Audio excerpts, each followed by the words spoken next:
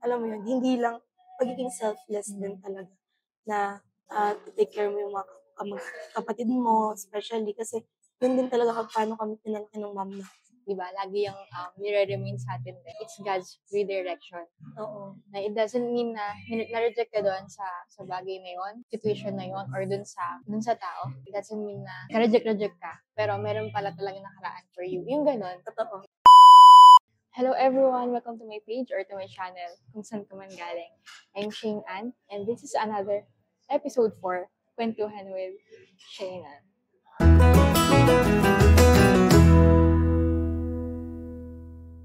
Today, I'm with Ate Joy, and actually po first time lang po namin mag-meet Totoo. ng personal since talagang naging close po kami sa chat lang. And Yeah. high school po Virtual. ako noon, ayun. Virtual And, friend. Ayun po. And ayun, thank you Ate Joy kasi pumayag ka na maging part nitong episode na to. Ayun. Thank you din for being part of your vlog. Yay! And ayun, si Ate Joy is a Christian, a God's princess, a servant, and she also talks about self-worth. Ayan. Kaya ngayon, ang topic namin is all about self-worth. So ngayon, Ate, to start this kwentuhan session, let's start this with a question. How will you define self-worth? So, ano nga ba what comes to my mind when I heard the word self-worth? So, self-worth. How to worth yourself? First of all, syempre, you have to really prioritize yourself in all aspects. Seryoso natin. Huwag kang gising. Kumbaga parang yung mental health mo, yung emotional mo, yung physical mo. Lalo na yung physical. Sabi nga, di ba, health is wealth. So, kahit breadwinner kasi ako sa family namin. So, dapat take time to rest. Yun yung, nung Monday, sobrang na-abuse yung katawan ko. To the point na parang, nagpahinga ako na parang ang sakit na ng ulo ko, pahinga muna ako tulog. Then, 6 p.m. nakatulog ako. 1 a.m. ako nagising. Kasi dumating yung kapatid ko na pangalawa. And then, parang mga around 4 a.m. or 3 a.m. ako nakasleep. Pero before ako makasleep, naninikip yung dibdib ko. Sabi ko, hala Lord, baka mamaya makatake ako, ganyan. Kasi si mama ko, na heart attack siya, oo. So, baka sa hereditary, ganyan. So, si ko, Lord, patulogin na. And then, that time, nung next scene, that moment ko, bigla ko nakita yung sarili ko na lumabas sa katawan ko. So, siya na parang sleep paralysis. Parang naano sa akin na, ala baka end time ko na to. Ganon. So, nung nakita ko yung sarili ko na lumabas sa kaluluwa ko, sa katawan ko, sabi ko, ala Lord, hindi ako pwedeng mawala sa mundo. Kasi kawawa yung mga kapatid ko, ganyan. Hindi siya na parang kawawa na beautiful sila. But, syempre, hindi pa tapos yung mission ko dito. And then, ayun na nga. So, anong lesson na natutunan ko doon? You really have to take care of yourself, physically, also mentally. And so, yun yung akin na yung definition ko ng self-worth. Ganda Ate. Tsaka, alam mo, yun nga, ma-share ko lang din po, no?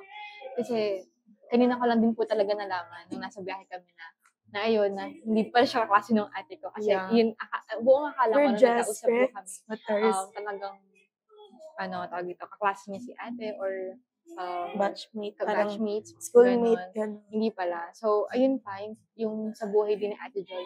As in, wala po akong masyado pang alam. Since ang napag-usapan lang namin nun is about yung parang sa school lang din, kung ano yung ginagawa in life. Parang mag-chat ako sa kanya, may kamusta ka, ganyan. Kaya ate, yung sa ganyang kwento mo, naantig talaga yung puso ko din. Totoo yan na gano'n, breadwinner ka pala, tapos yung coming from you din na, alam mo yun, hindi siya madali eh. Yung pinagdadaan naman, like, di ba, ako, may mga kuya at ate ako. So, syempre ako, nasasaksihan ko kung ano din yung struggle nila in life. So, di ba, pag bunso kasi parang makikita mo talaga kung ano yung mga bagay na. Kumbaga yung bunso blessed na eh. Yun ka. Kaya, ang laking bagay na nasasaksihan namin mga bunso, mga youngest, mga younger siblings. na makita namin kung ano ba talaga yung pinagdadaanan ng mas nakakatanda sa amin. Kasi doon namin ma-realize din na iba yung atake kapag, di ba kayo, naghihirap na kayo eh. Nag-sacrifice na kayo para sa aming mga kapatid nyo eh. Nakababatang kapatid. Why not din na suklian namin yun, di ba? Sa magulang din. Ganun. So, yeah. Thank you, Ate Joy, dun sa Oo. malaking bagay siya talaga. Oo, kasi alam mo, as a breadwinner kasi parang, alam mo yun, hindi lang pagiging selfless din talaga na take care mo yung mga kapatid mo, especially kasi yun din talaga kung paano kami pinalaki ng mom na kayo na lang yung magtutulungan sa mundo. Wag na mong hayaan na yung pag-aaway niyo mag-end yung sun na hindi nagkakainis. Sa'yo, what is self-worth? Sa akin, ate, ang self-worth for me is about yung maiintindihan mo kung ano yung dapat na deserve mo. Diba? Deserve ko to, guys. Yung kapag natutunan mo na din na mag-no sa tao na hindi niya deserve yung yes mo palagi. Ganun. And yun nga, gaya nung naas na din sa akin before, self-worth for me is about knowing your worth din talaga. Pero totoo, alam mo ba, yung sinabi mo na you should know how to say no. Parang ano yan eh, parang before kasi talaga, I have this experience na parang every time na someone is asking me my help, ganyan, parang yes, to the point na parang kahit nakakapagod, ganyan, hindi ko siya nanonood. Pero as time goes by, habang tumatanda, nag-grow, parang okay din mag-say no as long as na hindi ka na, yung sarili mo hindi na-toxic. Yeah. Parang ganun. Ayun, ate. Nag-start yan na ma-realize ko din yung talagang worth ko. Kasi, ako, mahilig talaga ako mag-yes sa mga friends, ganyan. Kasi, kapag alam kong kaya kong tumulong, ganun. Pag alam kong kaya kong, gawin yung nililigaya nila, mag-yes ako. Not because gusto ko lang din. It's because of them din. Sila yung reason. Parang laging may reason eh. Diba? Kaya, ayun, tumatak sa akin na kasi nasasaktan ako ng mga kaibigan ko na tinuturing ko. May mga ganon, may mga ganong scenario na tinuring mo kaibigan pero at the end, hindi ganon mag-end na kaibigan mo pa rin. Kaibigan din ang tuturing sa'yo. So, yun. Laging ganon yung scenario talaga sa totoo lang, ate, na may tinuturing ako kaibigan. Tapos, as time goes by, na mas makikilala mo pa sila eh. Di ba, nasa circle of friends kanya, tapos hindi naman laging sila yung kasama mo ganun, pero dumating kasi sa point na gusto nila, dependent sa kanila. May mga ganun. Tapos, yun, pagdating din sa failed love, mga ganun. Yung mga ganun, dun ko nakita na talagang hindi dapat tayo mag-settle sa less. Never settle for less. And ayun yung natutunan ko na, oo nga no, parang siguro kaya din ganito yung laging, I don't know if God is allowing me to experience that, pero yung alam mo at least, dun sa mga na-encounter ko na tao, na experiences when it comes to ganon, yung lagi akong nasasaktan, dun ko natutunan na, okay, hindi ibig sabihin nun, iniiwan ako dahil sa, ako yung mali. Pwede din na talagang nilalayo ako doon sa mga tao na hindi ko din deserve. Ganun. Or talagang, meron pa talagang mas better. Ganun, na mga taong na dapat pumasok sa buhay ko. Ganun. And, ayun, doon ko natutunan na, okay. And di ba sa mga bagay na, sa mga opportunities din, ganun. Kung ano yung mga bagay na dapat inaalaw ko, gano'n, yung gusto kong mabigyan ng pagkakataon yung sarili ko, matutunan ko, gano'n, yung mga ganun bagay. It's all about also knowing myself, kung ano talaga yung mga dapat na ginagawa ko, yung mga dapat na pinapasok ko in life, kung ano yung opportunities na dapat tinatahak ko. Hindi yung sumusunod lang ako sa kung ano yung gusto din nung mga kasama ko, mga kaibigan ko, gano'n. Kasi may ganon scenario talaga na talagang sumabay ako sa kanila sa kung ano man yung ginagawa nila, pero hindi na-realize ko yon.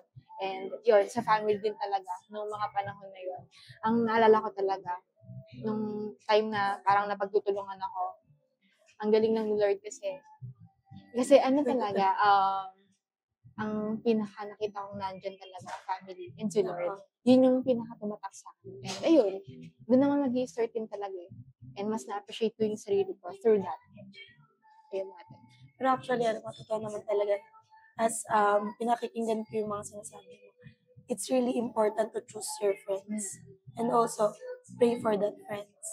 Kasi once talaga na inalaw mo yung sarili mo na yung parang, ay, kaya ko naman mag-adjust for them eh. Ganyan. Tapos wala kang stand sa sarili mo, madadala ka talaga din. Sabi nga, di ba, bad company corrupts good company. So, ako talaga din, as what you've said a while ago, Christian na din talaga, I was raised in a Christian family. Ganyan. So, very important talaga na gano'n, ipag-pray yung mga friends mo. Pag hindi sila nakakabuti sa'yo, kasi totoo naman eh, if the Lord sees na hindi sila makakabuti sa'yo, siya mismo magte-take away sa atin. Na pag naging matigas yung ulo natin, naging stubborn child tayo sa kanya, doon tayo masasaktan. Kaya every time na sinasabi ko sa mga kapatid ko, halimbawa merong new person sa kanila, yung bunso kong kapatid kasi she's really pretty and talented. Ang dami naniligaw sa kanya, ganyan. So, I was like, sinasabi ko sa kanya na, pag-pray mo, kasi, syempre, mga kabataan, bugso ng damdamin, ganyan. And gusto mo pa ba dumating sa point na masaktan ka pa kaysa makinig ka sa mga ate mo, sa family mo, na nagsasabi sa'yo na wag mo ituloy yung mga ganong bagay. And then, yun nga, kung hindi tayo susunod doon, parang mararamdaman natin yung pain eh. Ayun. Ayun natin, di ba? When it comes to pain nga talaga, doon mo talaga ma-realize na, okay. Siguro talagang sa umpisa, kapag nasaktan ka, hindi mo talaga magagets, bakit, di ba lagi, may mga ganong, factor din, may mga ganong scenario na parang, mapatanong tayo, pero thank God din, kasi yung tanong naman natin is, meron pa rin trust, like, ano kayang reason kung bakit? Yung ganon, nakapatan siya, lalo kapag, nasa puso mo si Lord, talagang, yun yung pinakatalatak sa'yo na, hindi mo siya maiintindihan, pero mas pipiliin mong ipagkatiwala yun, diba? Yung ganun. Totoo. Alam mo ba, madami din akong, actually, meron akong pinaka-crush. Nakwento ko nga sa'yo, long-term crush yun. Simula grade 3 yun. 2022, sabi ko, Lord, nag-confession letter ako, babe. Okay. Pinadeliver ko pa yun ng Lala Move.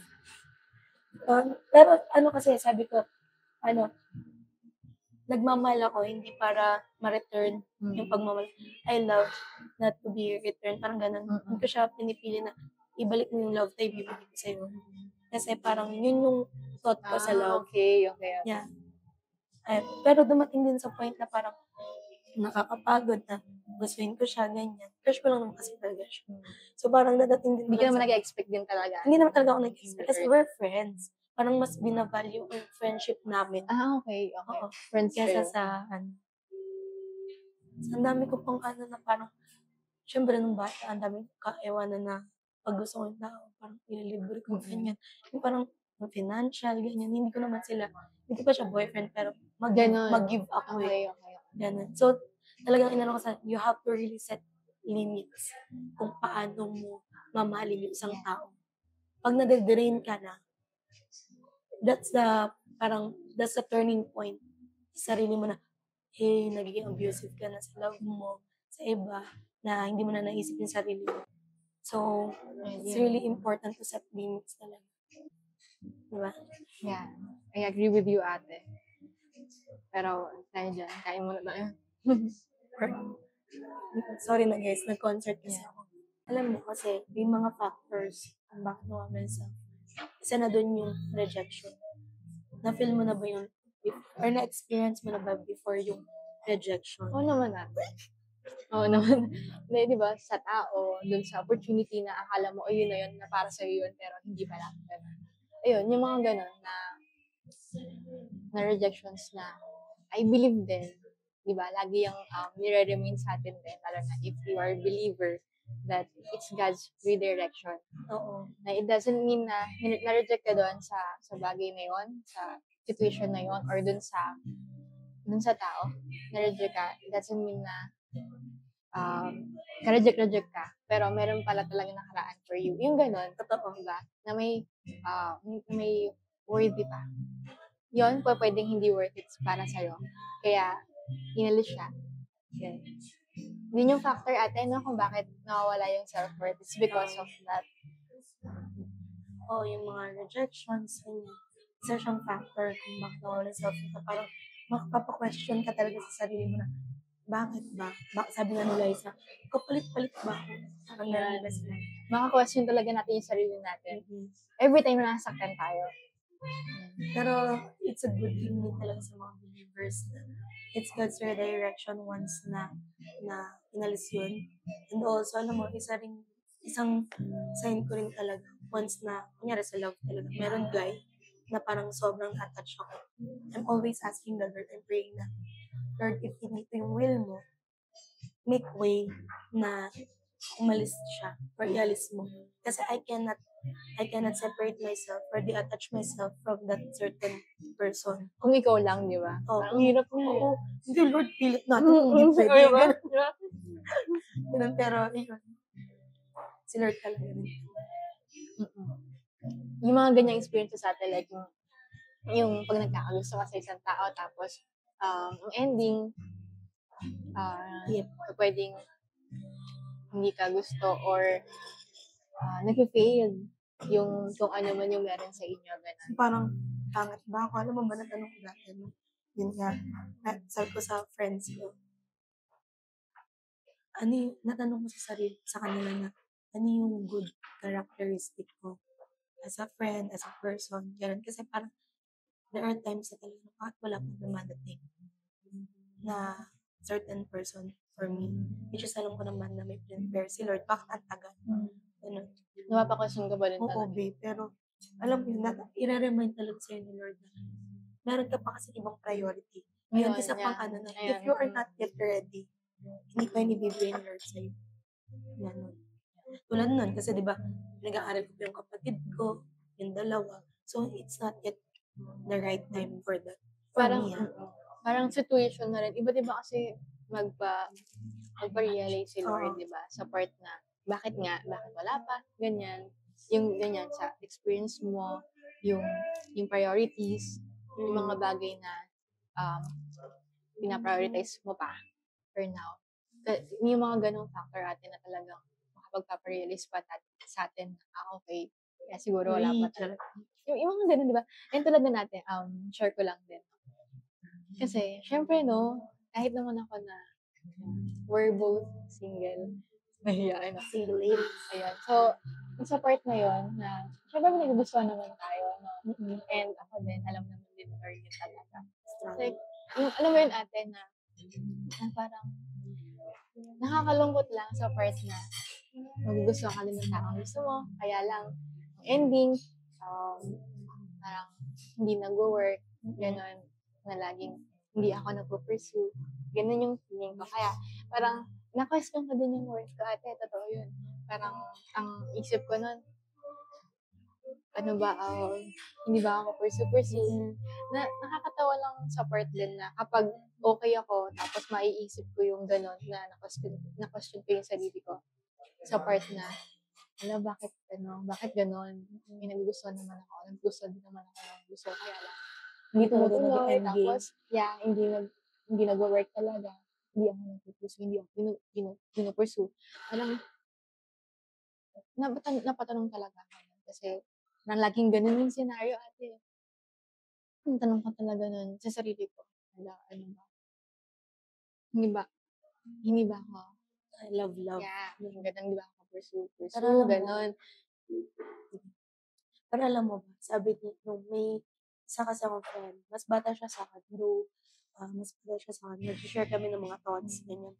Yun nga, yung natanong ko din siya na parang anong good characteristic ko, ganyan.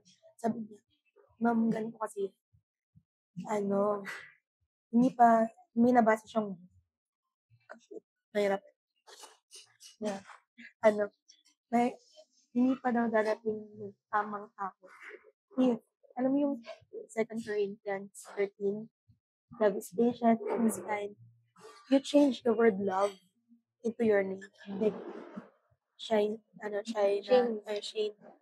is love, Shane is kind. Pag may kulang pa doon, hindi ka pa tamang tao din para dun sa tamang tao na yun. Gusto ko maintindihan yun. Yung pinopoint mo. Oo. Ayun. Sabi nga niya, ma'am, hindi pa, sabi, yung nabasa niya nga na, hindi pa daw dadating yung tamang tao. Pag hindi ka pa tamang tao for that. Parang picture. Ayun. Sorry na, food lover talaga. Yeah. Ayun natin. Yun nga yung sa second Parang, Corinthians 13. You have to change the word love sa name mo. Shane is love, Shane is ang kind, sarap nun, no? Shane is patient. Pag may mga hindi pa doon aabot mo sa sarili mo, hindi ka pa tamang tao for that person. Eh, hindi ako mapagpas. Okay. Nainitin pa yung ulo ko. Okay. So, sabi ko, okay, Lord. So, I'm not yet the right person for the right person na inilaan mo para sa akin. Ay, mapalate. Ang ganda nun. Ate, ang ganda nun. Ayun, sa totoo lang, ate. Ang ganda talaga nun. Ako kasi, ate, parang, sa akin kasi, nakakulangan pa talaga ako sa sarili ko. That's the time din na na-realize ko yung worth ko. Kung ano ba dapat talaga yung gawin ko doon. Knowing my worth is that yung pagtuunan ko pa ng pansin yung sarili ko o na mag-focus pa ako sa ginagawa ko sa crafts ko na hindi naman porket may nagugustuhan ako, gusto na yun na yung i-priority ko, yun na agad yung gugustuhin ko in life. Kasi dumarating pa rin sa point na parang magkakagusto ko sa isang tao pero it doesn't mean na i-give up ko kung ano yung pangarap ko talaga, kung ano yung career na pinupursue ko. Ganun.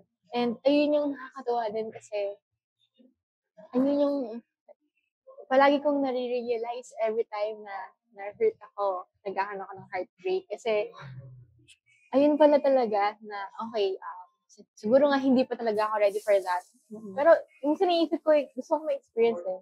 Gusto ko ma-experience na paano ligawan, paano magpaligaw, paano pursue, gano'n, paano yun, yung may karoon ng partner, gano'n. Pero, at the end of the day, after kong masaktan, though hindi pa naman yung, alam mo yung 100% healed na, pero yung ma-realize ko na, okay, kaya pala kasi ganito. Ang sarap enjoyin yung single era. Yung moment na, alam mo yung, kayo pa lang, ni Lord yung magkasama talaga. Na, ito yung gusto ipaintindi sa akin ni Lord.